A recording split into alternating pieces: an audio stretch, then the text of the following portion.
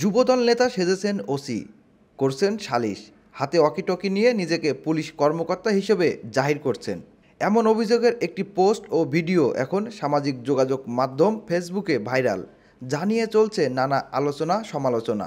তবে সেই নেতা বলছেন তিনি সালিশে ভুক্তভোগীর আত্মীয় হয়ে গিয়েছিলেন এবং মনের অজান্তেই সামনে থাকা ওয়াকিটকি নাড়াচাড়া করছিলেন।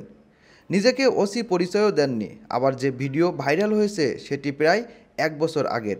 ভাইরাল হওয়া এই ঘটনাটি ঝিনাইদহের শৈলকুপা থানার গোলঘরে সালিশ বৈঠকের।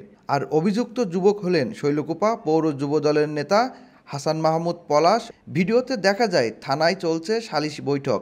চারপাশ ঘিরে বসে আছে অসংখ্য মানুষ।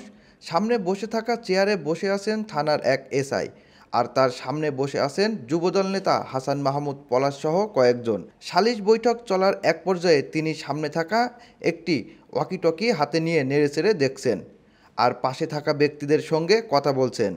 পাশে থেকে কেউ একজন সেই ভিডিওটি করেছে। ভাইরাল হওয়া ভিডিওর বিষয়ে অভিযুক্ত যুবদল নেতা হাসান মাহমুদ পলাশ জানান, ঘটনা ও ভিডিওটি 1 বছর আগের, যেখানে ভুক্তভোগী ছিলেন আমার আত্মীয়।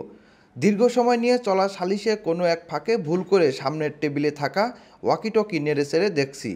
নিজেকে কোনোভাবেই পুলিশ কর্মকর্তা হিসেবে জাহির করিনি, কারণ সবাই আমার পরিচিত। সামাজিক ও রাজনৈতিকভাবে হেয় প্রতিপন্ন করতেই ভিডিওটি ভুলভাবে উপস্থাপন করে ছড়িয়ে দেওয়া হয়েছে।